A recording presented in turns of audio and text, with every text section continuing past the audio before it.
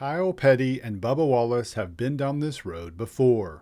Less than a year ago, the NBC broadcaster had some harsh words for the 2311 racing driver following the incident with Kyle Larson at Las Vegas. Among Petty's comments, he didn't like Wallace declining an interview. Fast forward to this past weekend's race at Daytona. The 29-year-old driver, feeling the pressure of battling for the 16th and final playoff spot, declined an interview request from NBC before the race. Unsurprisingly, Petty responded to the move this week on a podcast and didn't hold back, calling the move unacceptable and questioning Wallace's mental state.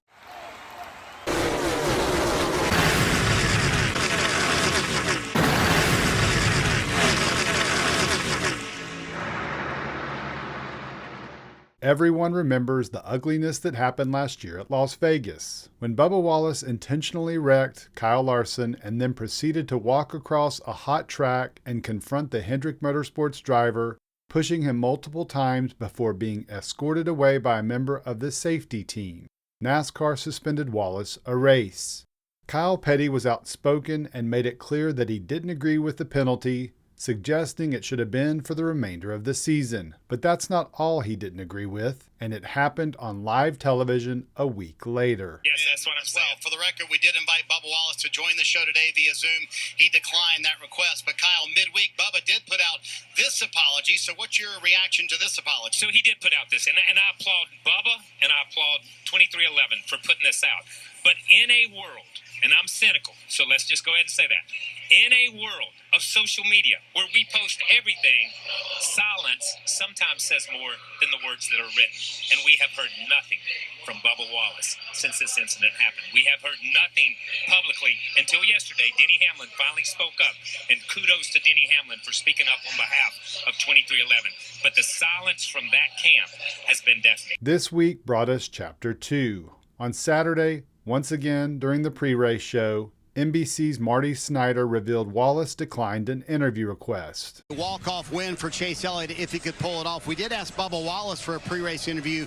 He declined that request. But, Brad, you've talked to him a few times today. What's his mindset coming into the biggest race of his career? And you guessed it, Petty had some more harsh words about Wallace's latest decision during an appearance on the NASCAR on NBC podcast. For professional athletes to refuse interviews is unacceptable. In any game, unacceptable to your fans, unacceptable to the sport. It's just not. Ty Gibbs did the same thing. He didn't want to do an interview. And I don't know how these guys think that's acceptable in any world, because that's what you're here for.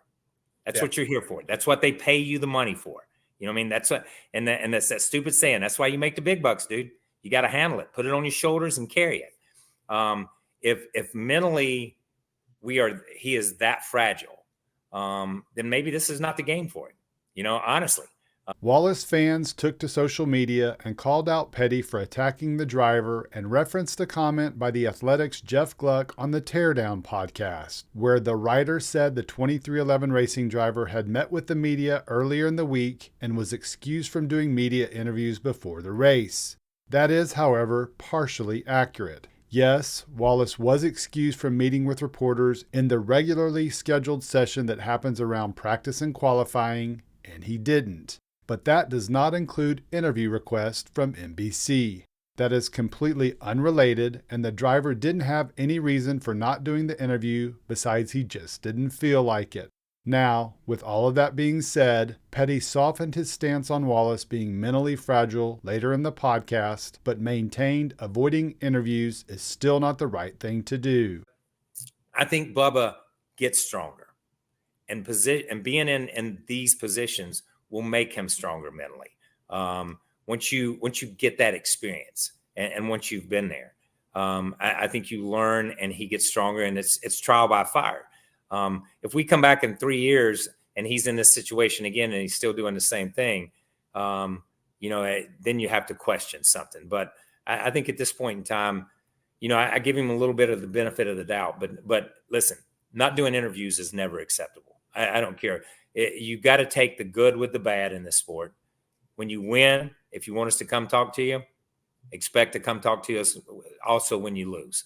And when things are good, if you want us to talk to you, you got to talk to us when things are bad. And I just think that's a slap in the face in a lot of ways, to fans and the media and everybody, because you're not above that. Bubba Wallace will be one of 16 drivers in the upcoming playoffs. He'll be a main storyline and will receive a lot of interview requests. It's safe to say if he opts to skip any, Petty will have something to say about it.